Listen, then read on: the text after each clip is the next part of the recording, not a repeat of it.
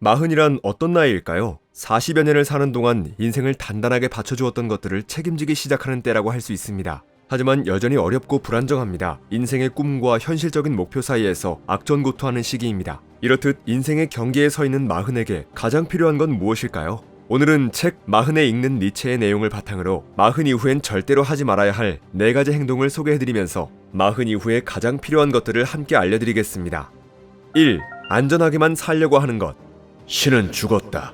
니체가 이 말을 했을 당시에는 그 시대 사람들에게 엄청난 충격을 선사했습니다. 삶과 죽음을 초월한 영원불멸의 존재인 신이 죽었다니.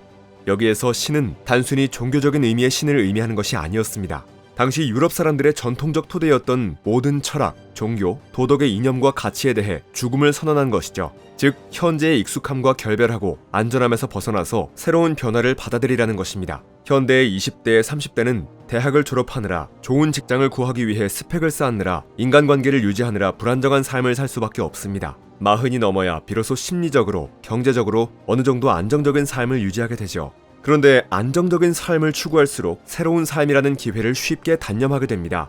새로운 도전을 하기엔 두려움도 많아졌고 용기도 부족하기 때문이죠. 40살, 이제는 안전한 것, 익숙한 것에서 결별하는 연습을 해야 합니다. 여기서 익숙한 것이란 자신이 과거부터 지금까지 믿어온 것들인데요. 물론 삶의 토대였던 것들을 쉽게 버리기는 힘들지만 니체가 신의 죽음을 선언했듯이 과거의 것들과 결별하기 위한 계기가 필요합니다.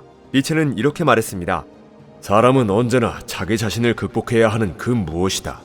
누구에게나 인생의 전환점이 있듯 내 인생의 터닝포인트는 나 스스로 만드는 것입니다. 진정으로 변화하고 싶다면 지금까지의 나의 전부라고 생각했던 것들을 내려놓으세요. 때로는 목숨보다 더 사랑했고 나의 모든 것을 걸었다고 맹세했던 것까지도 포기할 줄 알아야 합니다. 안전하게만 살려고 했던 과거를 극복하면 나의 진정한 삶을 깨달을 것입니다.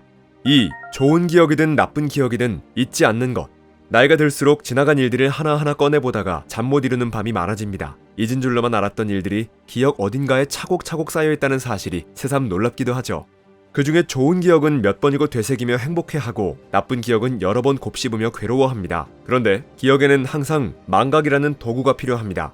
마흔에 읽는 니체에는 마흔의 삶의 자극제가 되는 니체의 25가지 조언을 담은 책입니다. 이 책에서는 특히 기억을 잊지 않고 괴로워하는 사람들을 위해 망각이 갖는 3가지 효용을 설명해 놓았는데요. 지금부터 그 내용을 한번 살펴보겠습니다. 먼저 망각은 우리가 잠시 휴식할 수 있도록 도와줍니다. 니체는 망각할 수 있는 힘에 문제가 생긴 사람을 소화불능 환자에 비유했는데요. 만약 망각하는 저지 능력에 문제가 생겨 머릿속에 쓸데없는 생각들로 가득 찬다면 아마도 조현병이나 편집증에 시달릴 것입니다. 하지만 다행히 망각하는 힘이 있어 밝은 정신을 유지하도록 도와주죠. 두 번째로, 망각은 상처를 치유하고 성장하는 시간을 줍니다. 많은 중년이 가족이나 친구의 갑작스러운 죽음, 배우자와의 별거, 사업 실패 등 지워지지 않는 상처로 고통스러워하는데요. 망각 덕분에 과거의 상처를 치유하고 상실한 것을 대체하고 부서진 형식을 스스로 복제하는 힘을 얻게 됩니다. 마지막으로, 망각은 새로운 것을 받아들이기 위한 의식의 빈자리를 마련합니다. 니체는 망각이 없다면 어떠한 행복도, 희망도, 긍지도 가질 수 없고 현재라는 순간도 없을 것이라 말했습니다. 따라서 새로운 것을 받아들이기 위해서는 약간의 빈자리를 마련해야 하죠. 잘 잊어버릴수록 우리의 행복지수가 높아지는 것입니다. 니체는 정신적으로 건강한 삶을 유지하기 위해서는 기억보다는 망각의 중요성이 더 크다고 보았습니다. 망각할 수 있는 힘이야말로 인간을 지속적으로 행복하게 만드는 힘이며 수단이기도 하죠. 그래서 니체는 다음과 같이 말한 바 있습니다. 가장 작은 행복에서나 가장 큰 행복에서도 행복을 행복으로 만드는 것은 바로 잊을 수 있다는 것이다. 머릿속에 좋은 기억, 나쁜 기억이 계속해서 쌓이기만 한다면 머릿속에 터져버릴지도 모릅니다. 망각하는 방법을 배워서 항상 과거에 매달려 있는 자신과 결별해보세요. 건강한 삶을 위해서는 망각과 기억의 조화와 균형을 이루는 것이 아주 중요합니다. 3. 고통을 회피하려는 것. 삶이 고통스러울 때 당신은 무엇을 하나요? 대화, 술, 쇼핑, 여행. 대부분은 이런 것으로 해결되지만 때로는 살려고 발버둥을 쳐도 삶은 여전히 힘들고 고통스럽습니다. 그래서 가끔은 모든 것을 다 내려놓고 싶을 때가 종종 찾아오죠. 그런데 니체는 고통을 회피하지 말고 직면하라고 말했습니다. 삶이 더 나아지려면 어쩔 수 없이 고통을 수반하게 되는데 이를 이겨내지 못하면 현재를 극복할 수 없다는 것이죠. 고통은 회피하려 할수록 자신을 더 지독하게 따라옵니다. 고통은 동네에서 힘 좀 쓴다고 약한 사람들을 괴롭히는 양아치 같은 존재입니다. 이런 건달 같은 존재는 피하려 할수록 나를 더 만만하게 여기고 더 집요하게 찾아오고 괴롭힙니다. 반면에 정면으로 맞서고 받아들일수록 오히려 고통은 점점 사라지게 되죠. 즉 고통스러운 삶을 살고 있다면 현재를 잘 살아가고 있으며 더 나은 미래가 기다리고 있다는 증거가 됩니다. 또한 니체는 약한 자들은 본능적으로 서로 뭉치는 데서 쾌감을 느끼고 만족한다고 지적한 바 있습니다. 그 순간에는 친구들이나 모임 덕분에 고통을 잊을 수는 있겠지만 다시 혼자가 되었을 때 밀려오는 상실감과 소외감은 더욱 커지게 되죠. 따라서 니체는 그 고통을 이용해서 자신의 창조적 역량을 키웠습니다. 삶의 고통을 극복하기 위해 철저히 고독을 선택했고 그동안 내면의 그림자와 대화하며 여러 멋진 작품들을 완성했죠. 고통에 대한 처방은 고통이다. 니체는 고통을 외면하거나 완화하려면 견디는 것만이 최선은 아니라고 말했습니다. 고통이 다가올 때는 그것을 정면으로 응시하고 더욱 전투적으로 행동할 때 비로소 극복할 수 있습니다. 계속 반복되는 삶에 빠지는 대신 짧고 단순한 삶을 추구하는 것, 내면의 그림자와 대화하는 법을 익히는 것, 니체는 이를 통해 위대한 철학자의 자리에 올랐습니다. 고통에도 불구하고 곤혹과 불안에 빠져들지 않는 자만이 위대함에 도달할 수 있다는 사실 명심하시기 바랍니다. 4. 고독함을 견디지 못하는 것. 혼자 있는 것을 유독 견디지 못하는 사람들이 있습니다. 끊임없이 전화를 걸고 SNS로 소통하며 세상과 연결되어 있음을 확인하죠. 그런데 고독을 한순간도 견디지 못하는 것은 오히려 자신에게 독이 될 수 있습니다. 오히려 고독을 추구하고 감당할 때 비로소 자기 자신을 찾을 수 있습니다. 니체는 휴식을 취하지 않고 10년간 무리하게 일하는 바람에 질병으로 정상 생활을 할 수 없게 되었습니다. 질병을 앓는 동안 그에게 찾아온 것은 지독한 고독과 외로움이었죠. 수중에 남은 건 오로지 원고와 몇 권의 책이 든 커다란 여행용 트렁크였습니다. 니체는 죽음을 직면하고서야 자기 자신을 찾기 위한 여행을 떠났습니다. 그는 왜, 무엇을 위해 고독의 길을 향한 걸까요?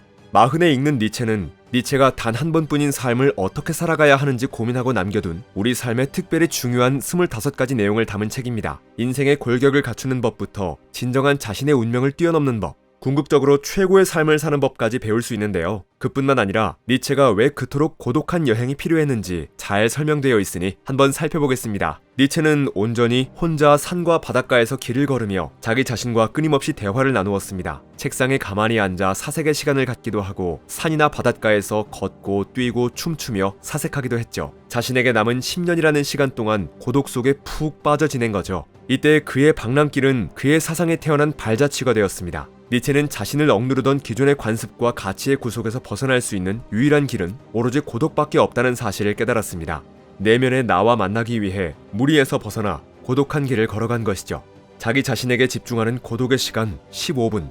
날마다 잠깐만이라도 번잡한 일상에서 벗어나 혼자만의 공간에서 자신과 마주하는 15분을 보내보세요. 고독을 즐기지 않고서는 결코 내면의 소리를 들을 수 없습니다. 나무들이 성장해서 울창한 숲을 이루려면 맑은 공기가 필요하듯 니체가 제시한 새로운 가치를 창조하고 자기 자신을 극복하는 초인이 되려면 고독은 반드시 꼭 필요합니다. 지금까지 40 이후에 절대 하지 말아야 할 4가지 행동을 소개해드렸습니다. 마지막으로 니체가 남긴 말 중에서 우리 인생의 험난한 고난을 이겨내기 위해서 꼭 필요한 한 가지를 더 소개해드릴까 합니다. 모든 것을 있는 그대로 긍정하라. 40여 년을 살아온 사람들은 가난과 질병, 실패, 변화, 상실, 죽음, 고독에 대한 두려움 등 수많은 두려움으로 불안한 나날을 보내고 있습니다. 하지만 오히려 지나친 불안과 걱정은 우리의 몸과 마음을 파괴하고 목표를 이루지 못하고 실패하게 만듭니다. 그렇다면 우리는 어떻게 두려움과 공포에서 벗어날 수 있을까요? 니체가 한 말을 통해 한번 알아보겠습니다. 존재하는 것에서 빼버릴 것은 하나도 없으며 없어도 되는 것은 하나도 없다. 즉, 이 세상에 존재하는 모든 것은 좋든 나쁘든 아름답든 추하든 모두 긍정의 대상이 된다는 뜻입니다. 긍정한다는 의미는 다른 말로 모든 것을 있는 그대로의 모습으로 받아들인다는 것과 같은 의미입니다. 자신을 둘러싼 상황과 환경, 떠오르는 생각과 감정들, 자신의 인생에서 일어나는 모든 것들을 있는 그대로 철저하게 받아들이고 긍정할 때 비로소 우리는 지독한 고통과 불안에서 벗어날 수 있습니다. 받아들이지 못하고 회피하고 거부할수록 괴로움은 더 커져갑니다. 니체는 우리가 어떻게 있는 그대로의 삶을 긍정할 수 있는가에 행복이 달려있다고 말했습니다. 이러한 긍정의 태도는 아픔 많은 인생이 더 아름다울 수 있다는 것을 말해주기도 하죠. 불확실한 미래에 대한 두려움이 우리를 올바른 해결책을 찾도록 길을 안내하는 것처럼 말입니다. 두려움을 극복하고 초월하여 도달할 수 있는 최고의 삶과 마주하는 방법은 바로 긍정입니다. 우리의 삶은 고통과 고난으로 가득 차 있지만 그 속에서도 삶의 무한한 기쁨과 소망을 가져야 합니다. 왜냐하면 우리를 힘들고 아프게 했던 모든 것이 오히려 더 나은 방향으로 삶을 이끌어주기 때문이죠. 수많은 좌절과 절망은 삶을 더 아름답게 조각해줄 것입니다.